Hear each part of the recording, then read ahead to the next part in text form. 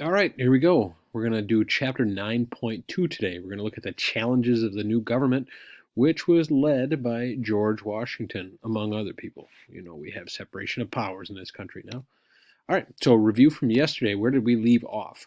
We left off with George Washington being inaugurated as the first president of the United States in 1789. We talked a little bit about the idea of precedence. You did an assessment last night, hopefully. Well, it's due tonight, so I'll find out soon enough. We talked about precedence. We looked at conflict that erupted between opposing factions or groups in the government, and a creation of a national bank was at the heart of that conflict that was eventually settled. All right, so how are things going in the new country at this time? So if we go way back to before our civics unit, we were studying the Revolutionary War, and we know that the war ended and the United States gained independence from England. But that didn't mean that all the problems in America were gone. So here's some problems that we still had remaining after the war was over. The British never left their forts in the Northwest Territory. We talked about the Northwest Territory before when we talked about the Articles of Confederation. It's this area right in here. Now on the slides it says orange. You might think that's yellow or brown or something like that. Forgive me if I'm not as great as I used to be at determining colors. But it's this area. We live in this area right now. The British left a bunch of forts in this area, particularly around Detroit, and then also up here near upstate New York, which wasn't part of the Northwest Territory.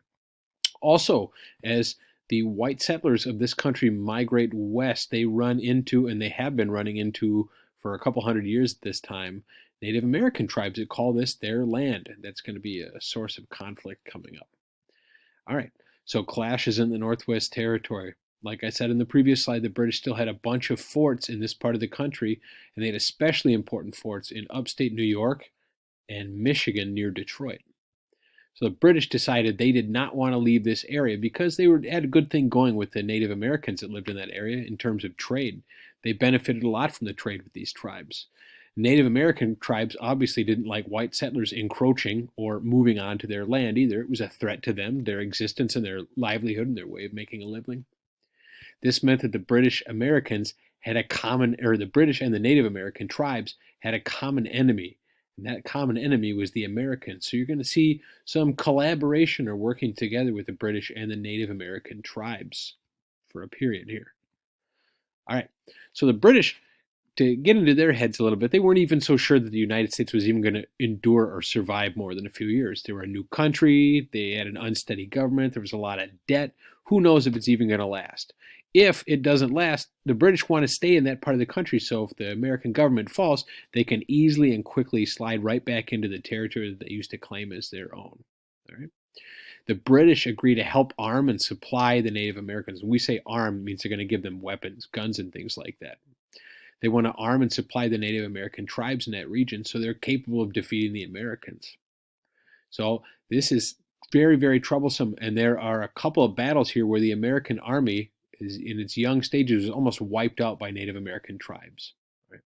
So they had some successes there, and George Washington finally sends an army into the Northwestern Territories to protect American interests, and the Americans end up devastating the Native American coalition of tribes at something called the Battle of Fallen Timbers in 1794.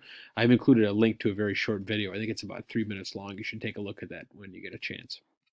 So after the Battle of Fallen Timbers, some major things happen. The Native American tribes, they retreat, but the British refuse to protect them or give them any more weapons. It kind of is seen as an act of betrayal on the part of the British towards the Native Americans. The Treaty of Greenville is signed in 1795, which ends this conflict. One of the conditions of this treaty from 1795 called for Native Americans to cede, we say cede like you plant seeds, or give up much of their territory in Ohio, Illinois, Michigan, and Indiana. We're kind of getting up into our neck of the woods now. Ooh, another thing that happened in this time, the Whiskey Rebellion. So, as we've talked about before, it was hard times financially for this country in the 1790s. It was hard to generate any money to run the new government. They tried all kinds of different things that were not popular. Here's one that they really did that they kind of messed up and that got a lot of people upset in the frontier areas of the country. So the new federal government decided they were going to levy or charge a tax on the manufacture of whiskey in this country. Well, Problem with that is that whiskey was a big source of money for poor farmers in the backcountry. It's how they could keep their heads above water. It's how they could keep their properties and not go completely broke. They were not happy about this tax because it was taking money right out of their pockets. So they revolted. These farmers revolted in western Pennsylvania. They even went down to the house of a local tax collector and burned it to the ground. George Washington, one more time, sends an army into the area. This is western Pennsylvania. We're talking about kind of near Ohio, in the Pittsburgh area generally. And they put the rebellion down. Things kind of returned to normal on the frontier. Here's a quick video on the Whiskey Rebellion here you should watch. And another thing that was causing problems for this new government, all the way across the pond, they say, across the Atlantic Ocean, big trouble in Europe. So not long after the American Revolution, France had a revolution of its own. French revolutionaries demanded freedom and equality. The French Revolution became more and more violent, and eventually even the king and queen were executed by a guillotine. I'm guessing that some of you people watching this know what a guillotine is. This is a smaller version of one that they use. So basically what this is a really, really heavy blade. And I think it's some kind of a pulley up there.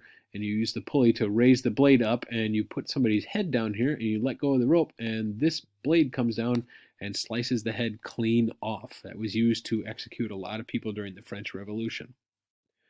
So other countries in Europe were really, really concerned about this. They'd seen the king and queen in France executed by revolutionaries, and they were alarmed, understandably. They got to do something about this French Revolution. So Britain, along with Spain and the Netherlands, declared war on France. So what are we going to do about it? We're a new country. Are we going to take a side here? Are we going to side with the British and their allies? Or are we going to side with the French? After all, the French supported us in our revolution. So Thomas Jefferson, who's the Secretary of State at this time, he supports the French Revolution. But there's disagreement between him and some of the other leaders at this time.